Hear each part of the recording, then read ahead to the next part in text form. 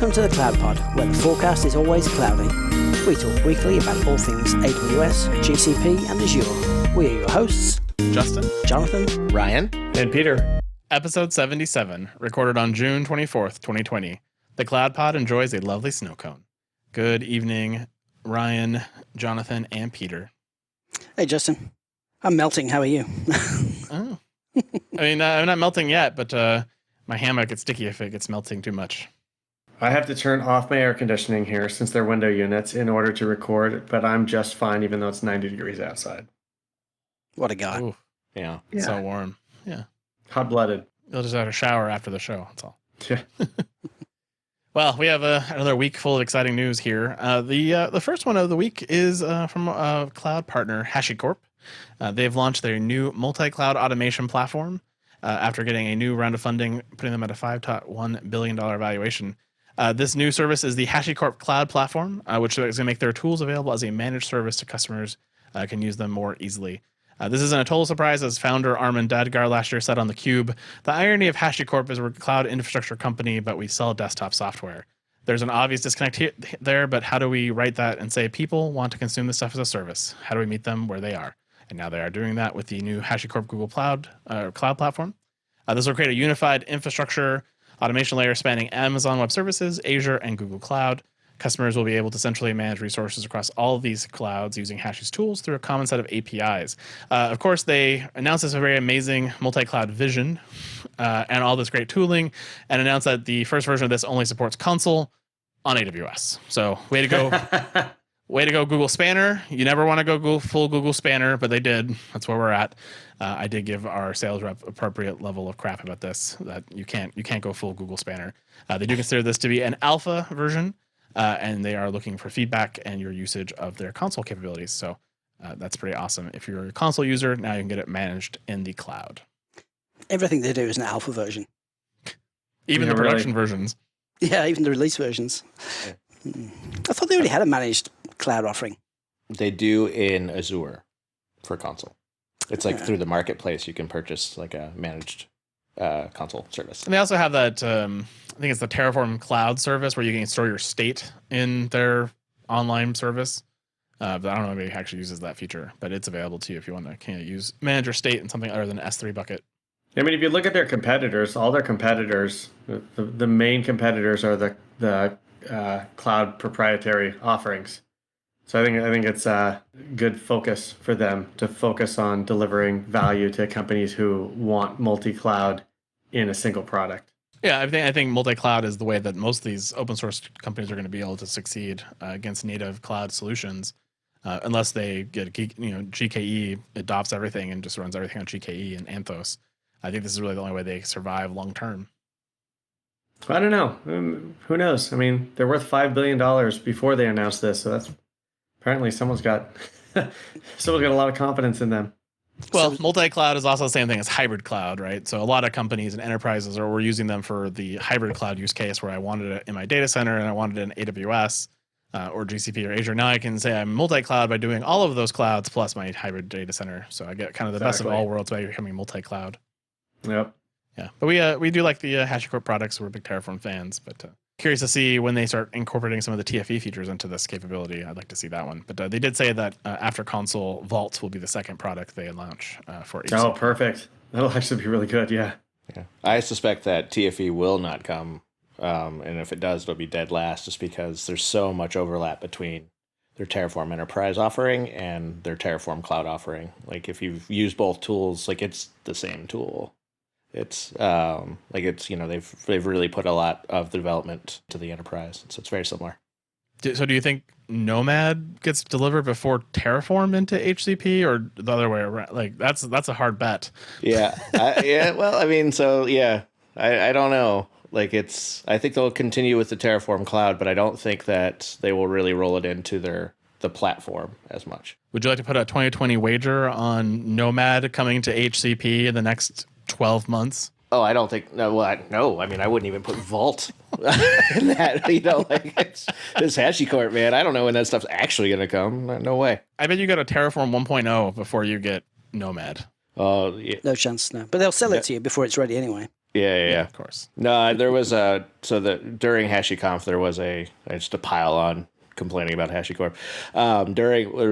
During the conference there was a whole session dedicated to what it takes to get to 1.0, and I didn't agree with anything they said during it. And like, it was problematic for me. It was like, the big point they were trying to say was that 1.0 does not equal ready for production, which okay, but then everything else that went into what they're trying to do, I don't know if I agree with.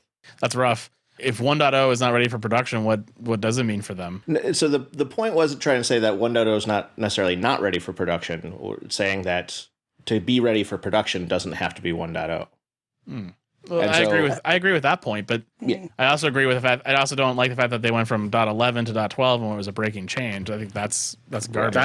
That's what it means, right? To not be 1.0 is that they get to make breaking changes. And that was I guess where I had most of their disagreements, that they were on one hand saying this is what's important, what we need to factor in, what we need to add, and what to have our vision to get to 1.0, but none of that customer relationship, none of that what the customer would want out of a stable service was mentioned or considered. Interesting. So, while I appreciate that it's hard to get something to 1.0, which is what they were trying to say, these are all the things that we need to address and fix on the back end, have a roadmap, you're still not really considering the customer. And I think that's sort of telling for HashiCorp. All right, moving on to AWS. I have now ordered one of these. I hope to get it in the next few weeks, but they have released the AWS Snowcone, which is a small, lightweight, rugged, secure edge computing device for data storage and data transfer between your desk and Amazon's cloud. This is the newest and smallest but mightiest member of the Amazon Snow family. Snowcone, which is designed for the edge computing, it only weighs 4.5 pounds and includes 8 terabytes of usable storage. It's 9 inches long by 6 inches wide and 3 inches tall. It can be used in a variety of environments, including desktops, data centers, messenger bags, vehicles, and in conjunction with drones. It does have uses USB-C power. You can get an AC power adapter for that, or it can use an optional battery to power it, such as USB-C. The device comes with a tamper-evident and tamper-resistant, and uses a trusted platform module to ensure both security and full chain of custody of your data. It does also support the ability to run up to a 2 CPU 4 gigabit instance on the device. So you can use that for doing encryption or other type of processing before you push it into the Snowcone and then ship it back to Amazon Web Services. It does use the e-ink display just like the bigger ones do. So if you are always impressed by how they use for all those Kindle or 1.0 Kindles, you now know they're using this. And the service fee of the job is $60, which includes 5 free days free. And every day over that, you get $6 worth. But don't lose this device. This will cost you about $2,000. So hopefully my kids don't run off with mine when it arrives at my house in the next week. What is your next use case for this? I really just got it for you guys here at the show because I wanted to play with it. So I ordered it. I'll put some data on it. I'll ship it back and see if it magically appears in an S3 bucket somewhere. So, I mean, $2,000 for 8 terabytes of data, 2 CPUs, 4 gigs of memory is not so bad, actually. I mean, it doesn't have a video. It doesn't have a video card or any way to display output. But I lost it. Yeah. I lost it again. But this does open up a lot of really great use cases because sometimes the snow, the other one, whatever it's called, is a little big, because it's pretty massive. It's the full size of a tower that's durable and portable. So sometimes you just need a smaller job. 8 terabytes is quite a bit of data for a lot of companies, and this is the perfect sized snowball. Yes, thank you. I wonder if they were frustrated because they couldn't use Snowflake. Ooh. For this. Maybe that explains why they're out to kill them as much as possible. Yeah. But yeah, when my Snowcone gets here, you guys can come touch it. We can play football with it because it's rugged, right? Yeah. Is it going to come in different colors? Just not the yellow one. Would be interesting to test its ruggedness. A little game of football. That's all. Yeah, I'll play. Amazon Aurora Global Databases now support read replica write forwarding. This supports the ability from a secondary region to the primary region for the writes to be directed on the Amazon backbone. This greatly simplifies the development of your application code, meaning you don't have to now tell your application there's a primary database and a secondary database. It just, whatever one it talks to that's closest to it, it'll then take that data and transport it to the proper primary. Aurora handles all the setup of that connection and it makes it secure using TLS. And latency is typically less than a second to secondary regions for low latency global data reads. So that's pretty great. Yeah, this is neat. Now we can just plug in our legacy apps that have no concept of clusters or masters and read replicas and things, plug it straight into Aurora, and just let Amazon really manage the database at scale. It's cool. It feels like multi-master, only better, since if you're writing to the master, you probably don't have to wait for the write to get forwarded right before it. It didn't comment in the article when it acknowledges the write of the block, so I don't know if like once it handles it on the transport layer that it then says that's good enough. I don't know if it confirms the write at the secondary or if it has to get all the way to the primary before it confirms. They didn't say. I'd imagine it has to get to the primary before it confirms. I assume so as well. If it starts at the primary, it doesn't have to wait till it gets to the read replica. Correct. So that's pretty cool because you can scale out to you have a lot of read replicas and you get the benefit. It acts just like a 2-node multi-master. Yeah, I think this is pretty cool and really solves that legacy problem that Jonathan mentioned. Yeah. And even just people who, even if it's not legacy, most people develop their apps without the thought of worrying about what happens when our app gets so successful that we have to worry about this. And then now you don't have to go refactor it. Yeah, for all the lazy devs, waving my hand, like, this is fantastic. I don't want to consider that. Like, will it still work when I have a lot of transactions? Work great in dev. Yeah, and a lot of times it's unless the driver natively supports this capability, you're asking the dev team to do something that's really alien to themselves because they're used to just plugging in a very simple SDK for the database driver they're using and then move along. So when you tell them, oh no, you can't use that, you have to now write natively to the database, they're like, what? So it's always nice when they don't have to do that. You just want to make sure that when you're doing your performance testing, all the writes are happening to the read replica to ensure that you're not getting fake performance that you're not going to get in real life after it moves to production. Yeah, I mean, the reality is nobody really wants to use a database on the other side of the country as their primary database anyway. So I guess if you can put up with slow writes and fast reads, then that's pretty cool. Well, another really cool feature, I think, is the new Amazon EC2 auto-scaling capability that lets you support instant refreshing within an auto-scaling group. You can now trigger configuration updates such as moving to a new AMI and changing instance types in your ASGs. You can make this change either gradually or by updating your instances in a gradual method. This way, it is done previously was with a custom script or a building system in Lambda to help kill old instances. So this is a really great way to make sure you don't have that auto-scaling group that has, one server that's been running for 6 years and the other servers are all auto-scaling all the time and you never retire that one that's pretty old. If you do that in the past, you either go kill it manually or run that script like I mentioned. Now that's going to be handled for you by Amazon automatically in their policies. It's one of those things, like right? 20. Oh, go on. Yeah, all of us are excited. Yeah, all three of us have been waiting for this. Yeah. Can't believe it's taken such a long time, right? This is such a crucial piece of orchestration as switching sizes or switching base images. Like, why? Yeah. Yeah, I mean, the fact that this is coming out in 2020 just is mind-boggling. This is how like everyone I know has been frustrated by this. But I think that obviously there's a million features when you start a whole new cloud delivery, a whole new infrastructure delivery model. There's 1,000 features that you want, and you get them as they come. But this is a funny one because it's not like I've been waiting so long for it. It's every single time I need it, I go try. I'm certain it's there, and I go try to find it in the documentation, and I can't. Like, why can't I find it? Well, I want to see like the trouble ticket. Like, I know it was an old crusty like trouble ticket number 7. And some product guy is very excited to close it out. It's awesome. Yeah, totally. I'm pretty sure I opened this PFR like 6 years ago. So, my email address at my old company, I'm sure has a notification this has finally been added, and I'm super happy at that company. I'm very happy to see this one. We were kind of making fun of, Kubernetes and Google kind of adding some similar features not too long ago. Then I think we maybe overlooked the fact that Amazon didn't have it either. So yeah. Oh well. We might have assumed. Yeah. Whoops. It happens. All right. Well, you can also simplify your serverless best practices this week with the new Lambda Power Tools. In the Amazon serverless lens for the well-architected framework, they suggest best practices for observability such as structured logging, distributed tracing, and monitoring of metrics. With this new release of the Power Tools, they give you an opinionated way of implementing those capabilities. And the Lambda Power Tools has several features, including a tracer, which provides a simple way to send traces from functions to X-ray, a logger to provision a custom Python logger class that outputs structured JSON to CloudWatch logs, and metrics, which makes collecting custom metrics from your application simple without the need to make synchronous requests to external systems. All available to you now in a very opinionated framework called the Lambda Power Tools to help make your life easier. Yeah, this is one of those basic things that, when I first read it, I'm like, I don't know if I care. But then as I started thinking about my past implementations and stuff, like I've done some really terrible things.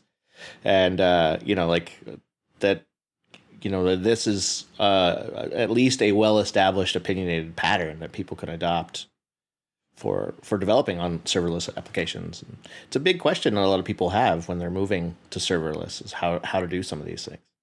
So, I'm just big grateful to see the end of print statements in Lambda Python functions. Yeah. Because I guess using the Python logger has been a real chore. As soon as you put a date time thing in there, it just all falls apart. And so now, now we can have a good pattern to follow. Yeah. I see, this is one of those things that's super win-win, I think, for Amazon and the customers. Amazon, you get this customers depending on a feature which then gets them to integrate with other proprietary services like CloudWatch Logs and X-Ray, et cetera, but also benefits all those companies who want to have a single cloud strategy and benefit from the tight integration between the services. So this is super cool.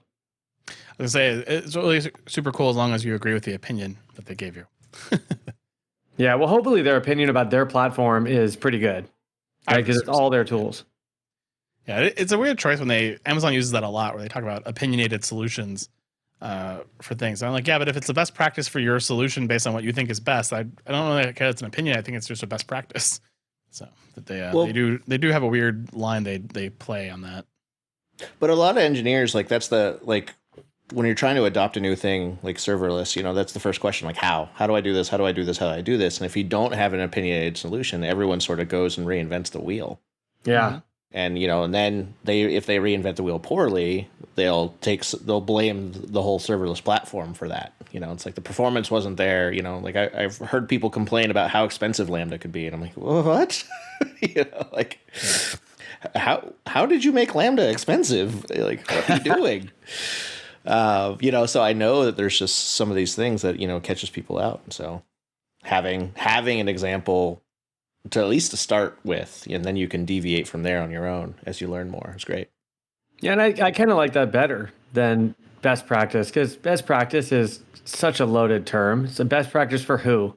For what case? Different people have different opinions on the best way to do things, but there's a lot of really good ways to do things that have different cost benefits based on, and then you pick the one that fits your business use case best. I think it really solves for the things that you don't know.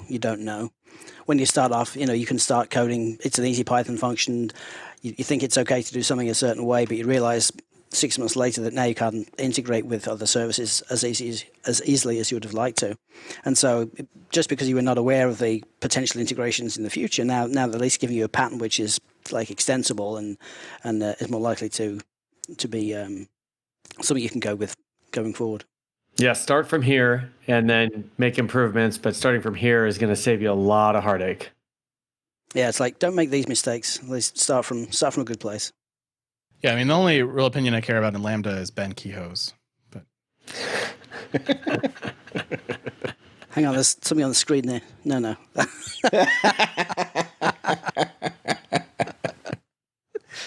All right. Going on to our friends in Azure. AI specialists continue to be the high demand job opportunity of the century. 74% of annual growth rate in hiring for AI specialists has resulted in a lack of talent in the Azure machine learning space. And so they are partnering with Audacity to offer you a scholarship and new online courses to learn machine learning using the Azure toolset.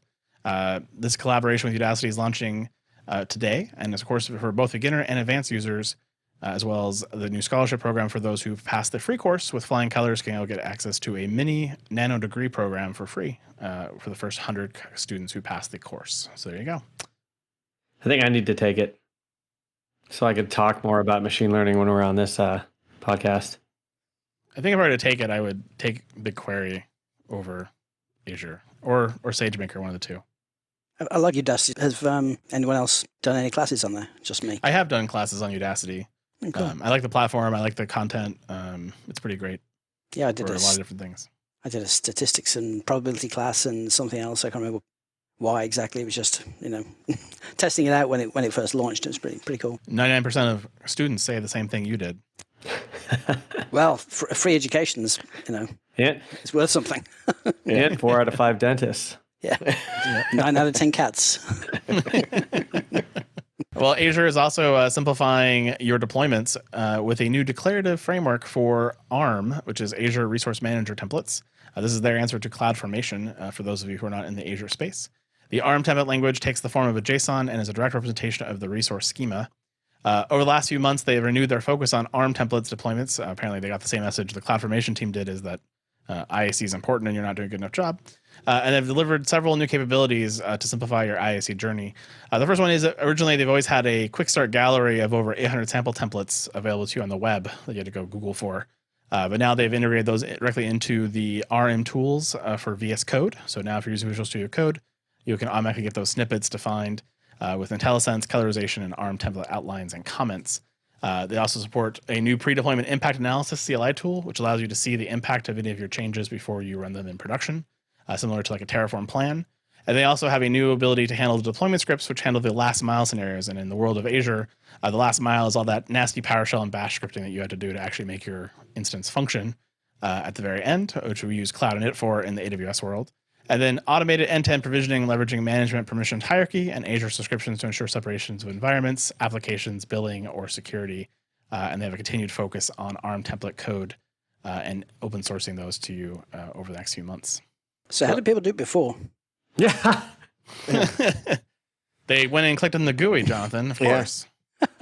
Yeah, there's a ton of just totally required functionality in here that you wonder how we got along without it, but it leaves makes me more confident that this is a tool that's going to be useful for customers coming up. They were able to release all of this functionality.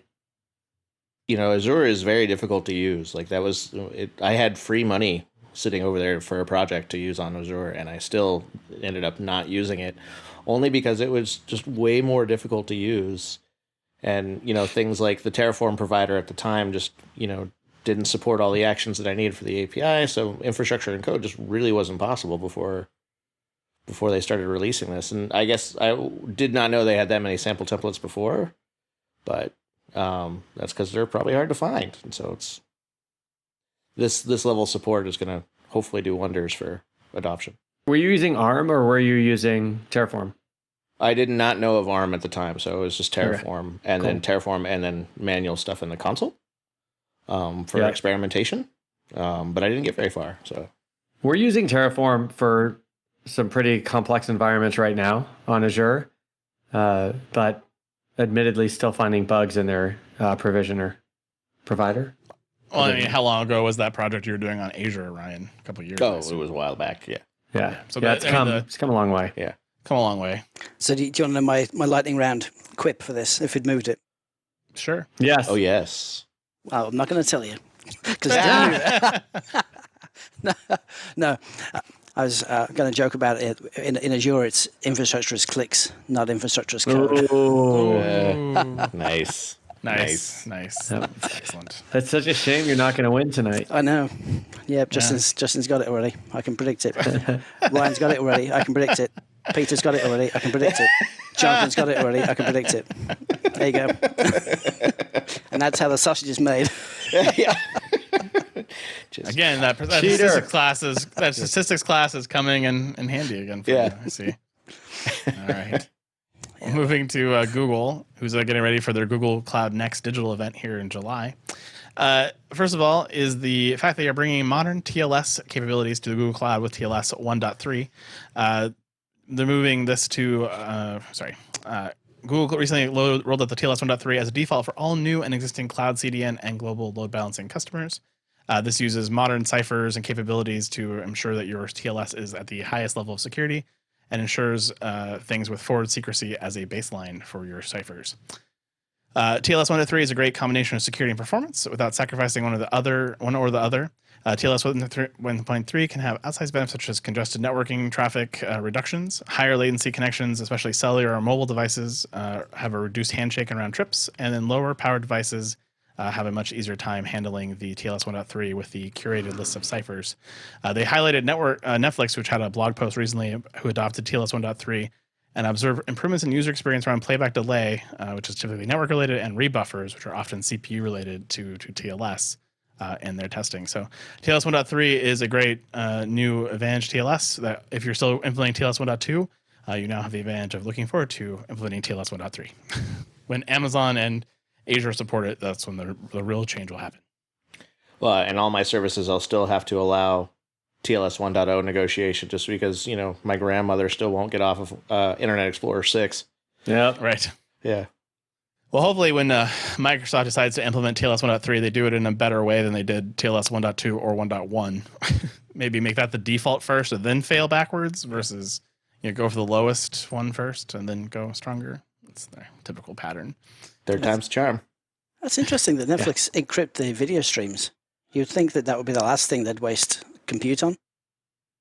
I would assume that it's a concern about piracy. Yeah. You wouldn't want that data to be capturable on the raw and then decrypted or deconcoded and then put on the internet. But although that happens all the time anyway, so I don't know that's that big of a concern. Yeah. But I mean, maybe they have agreements with people who they license content from that it will be encrypted.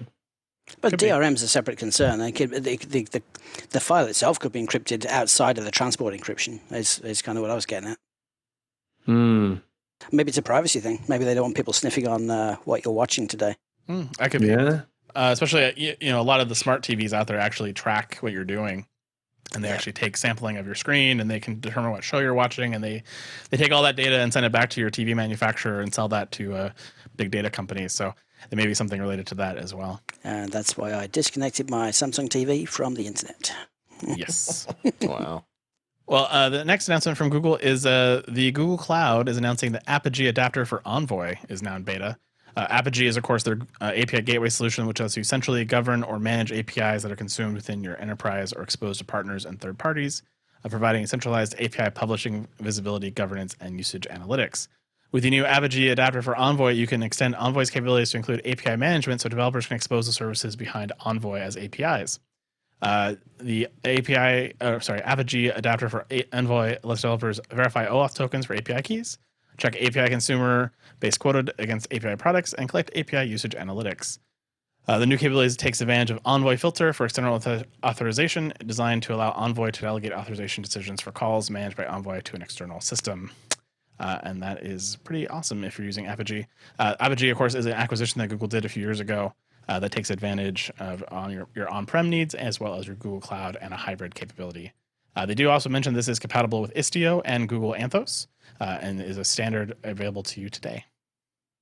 I think that's probably going to be the real powerful part of this is that integration where you can automatically have your services register behind an API gateway solution like Apogee. So that's pretty cool. Apogee's always been a really good product. I was sort of sad when Google bought them. Of course, you can always go with Kong nowadays as kind of the successor to Apogee as the one standalone API gateway company that's still out there. Because everyone else I think has been bought. I think someone bought Mule was bought by Salesforce, and then you have Apogee got bought, and there's a couple others that aren't really that popular. Hey everyone, Jonathan here. I just wanted to take a minute to thank the cloud consulting gurus at Foghorn for helping make the Cloud Pod possible. These folks truly get it. Cloud consulting experts since 2008, they are premier tier partners with AWS, Google Cloud Platform Silver, and Microsoft Azure partners. From multi-cloud to containers to moving full production workloads to the cloud under the tightest compliance, Foghorn's team of full-stack cloud engineers have been there, done that, gotten the t-shirt, and are ready to share their experience with you. If you're in the market for some talent to supplement your team, visit www.fogops.io/thecloudpod. www.fogops.io/thecloudpod. Foghorn, the promise of cloud delivered. Well, I don't know about you guys, but when my server is out of disk space, I want that notification to get to me for sure. And so, typically I would use webhooks in the Google Cloud. And of course, webhooks only work if my server is listening for the webhook, which is, since it's down because it's out of disk space, it can't actually receive. And so eventually that message will get thrown away. But if that is not good enough for you, Google has a new offering for you, which is the ability to use PubSub as a new notification channel in cloud monitoring. This new notification channel type is in beta, and this integration allows you to create automated and programmatic workflows in response to alerts. Using PubSub as your channel makes it easy to integrate with third-party providers for alerting and incident response workflows, and you can use PubSub as a notification channel through the API and Google Cloud Console. Typically, the key reason to use webhooks versus PubSub is one, that delivery guarantee. Also, the notion of implicit versus explicit invocations, and of course, authentication methods available to you via PubSub versus webhooks if you want that to be authenticated. It seems like a great way to find out in the future that something went wrong in the past. So I have a pretty good horror story that makes me like this a whole lot, which is, we had a very large distributed program that was, available in multiple regions, and it was configured to automatically fail over when needed based on health checks. And so it was pretty spectacular when the network died in such a way that it did not receive any alerting signal. And so it just did not fail over. And so it failed in this very obvious, terrible way.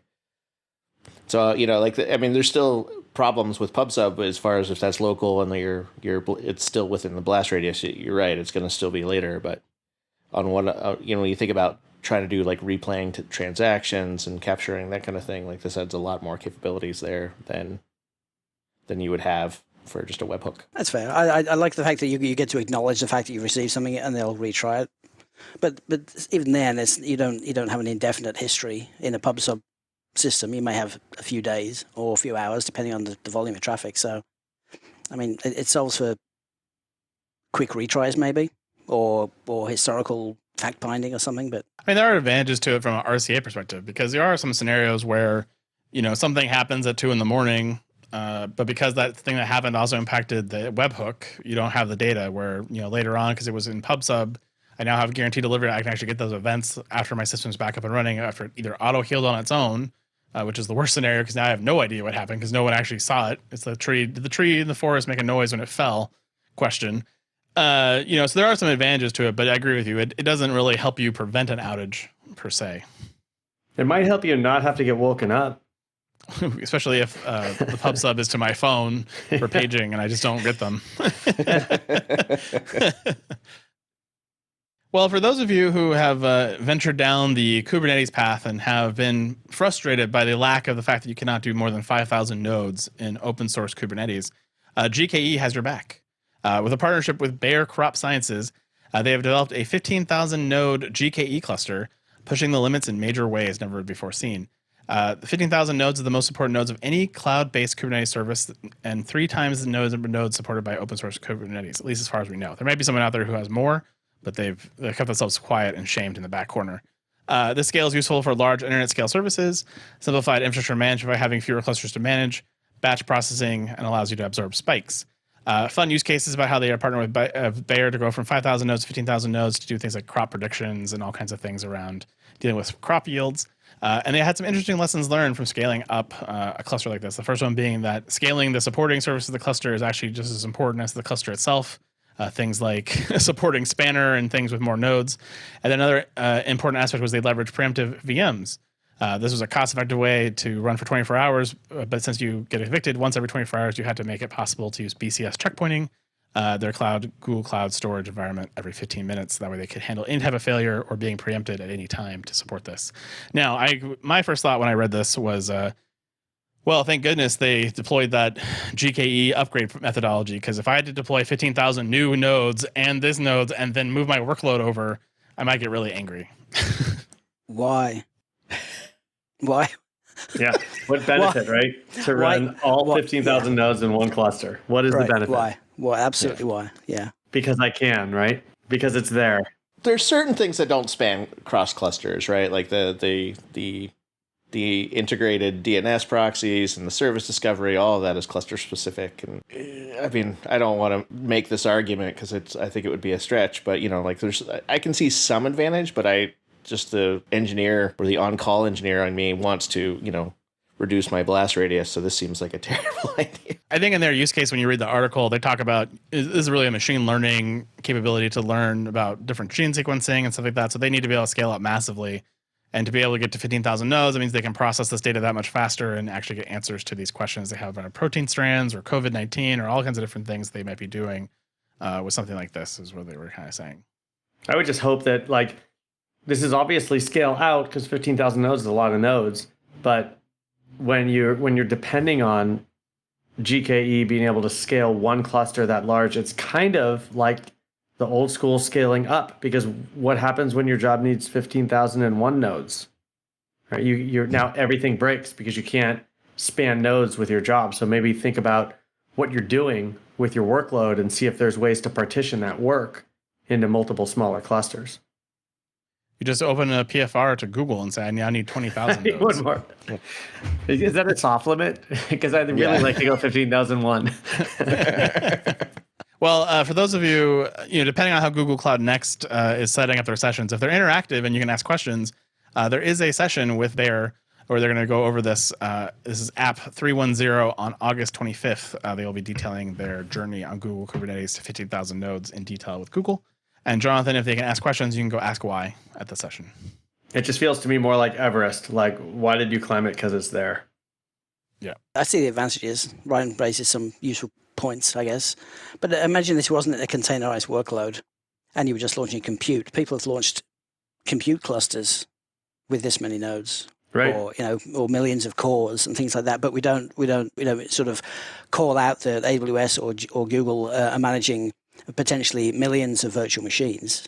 So, I mean, in a way, I don't want to have to worry about the cluster still. I'm still in the camp that I want to be able to launch containers like I can launch compute instances or serverless functions. I don't want to have to think about the supporting infrastructure. I just want to give them the work and then let them manage it. Well, and you assume that Google has a much larger cluster running their Cloud Run environment, right? Because 15,000, maybe they divide it up more for blast radius reasons, but you would assume that Google has some pretty massive clusters too. But yeah, I don't think I would make the assumption that they've got one bigger, just because most workloads don't require this contiguous workload. And so while you can launch a job on 20,000 servers, can you actually launch that job to where it's orchestrating the individual processes across the thing? Like it's a little bit different when you're talking about launching Kubernetes across 15,000 nodes versus you're talking about the workload that's running in containers on top of Kubernetes and that workload. What are the underlying systems of Kubernetes? Is Zookeeper one of those? I don't. No, Zookeeper. It's etcd. Yeah. Oh, it's etcd. Okay. Yeah. I mean, etcd or Zookeeper at 15,000 nodes sounds like a horrible, horrible world to live in. Well, at least etcd stops you from doing the dumb that Zookeeper will allow you to do. That's true. Just sort of the nice thing about it. Maybe this is the first customer of HCP console. They're orchestrating their cluster based on in AWS to orchestrate their GKE exactly. cluster. Exactly. We're multi-cloud. Exactly. All right. Well, Google has one last announcement for us, which is that they have opened their new region in Jakarta. This is now open, which brings the GCP closer to their customers and users in Indonesia. This offers low latency access to data and apps, and companies doing business in Indonesia can accelerate their digital transformation. The region has 3 cloud zones, and this makes it the 24th region for Google Cloud. All of the standard set of services, including Compute Engine, Kubernetes, App Engine, Bigtable, Cloud SQL, Cloud Spanner, and many more are available to you in this region. So pretty robust offering for you if you're in Indonesia. The funny comment I saw was from the Register, which had the headline, Indonesia's capital is literally sinking. Google just opened a new data center there. Now, the fact that they think that Google won't kill this product before that sinks into the ocean, is probably misguided, but that's okay. You think they should add while supplies last to the the region? Can you pay more for like placement groups that are at the top of the racks? Yeah. See, we're giving away all our best material, Ryan. Too early in the show. I know, yeah. I'm giving right now. That's tiebreaker. That's tiebreaker material right there. Nice. All right. Well, that is it for the main show. Peter, will you take us to the lightning round? All right. Amazon SES can now send notifications when the delivery of an email is delayed. I mean, if I didn't know it was delayed already because I didn't receive it, I guess I now can be notified it's delayed. Appreciate that. Just not by email. because it's Will my delayed. notification also be delayed? Yeah. Yeah. Azure storage account failover is now generally available. What happened when it failed earlier? Just Where's failed my into the data? ocean. I love the word generally. It generally means, it doesn't always mean always, does it? Yeah. It's generally No. available. Yeah. Yeah, More often than there, not. maybe when you need it. It's Maybe not. probably. Yeah. 80% of the time, it's available 100% of the time. On the premium tier. Yes. Nice. AWS Deep Composer announces the launch of Chartbusters, a monthly challenge for developers to showcase their machine learning skills. Coming to you live from the Billboard Top 100, the classical music showcase of Chartbusters from Amazon Deep Composer. Because the first challenge is classical music, everybody. Yeah. That's about the only thing it works well with, isn't it? I think that might be it. I haven't seen anybody do anything other than classical music with Yeah. it. Yeah. My robot band is not coming along, so hopefully these challenges really help me out. Yeah, really. Amazon Document DB with MongoDB compatibility adds regex indexing and support for null characters in strings. If it's null, do I really need to care about it? It's yet another NoSQL solution that I can not put data in. Perfect. I mean, it doesn't have that pesky problem Mongo does, just losing data randomly. But Well, then how is it compatible? right? Yeah, really. It's like, no, this isn't working. It should be Amazon Document DB with better than MongoDB compatibility. My MongoDB loses that data. Announcing extended term reservation for the Azure HBv2 virtual machine. Be careful that I don't change the terms further, Peter. Ooh. Azure Cosmos DB Transport Layer Security 1.2 enforcement starts on July 29th, 2020. Because when you break that .NET driver, I'm going to kick your app to the Cosmos. Are they doing this just so they can get this out before the 1.3 is everywhere? I mean, 1.3 was certified last year. So, I mean, technically, everyone is late. Google's just the first one. And I actually at Colm to see what's up with it. Because S2N supports TLS 1.3, but it has not made it into any AWS services yet. I'm curious about this now. Although forward secrecy is in TLS 1.2. They have a SSL profile for it. But I don't know why they haven't rolled to 1.3. Well, speaking of MongoDB compatibility, Amazon Document DB with MongoDB compatibility adds 16 additional Faster, Amazon Peter. CloudWatch. I couldn't read it, dude.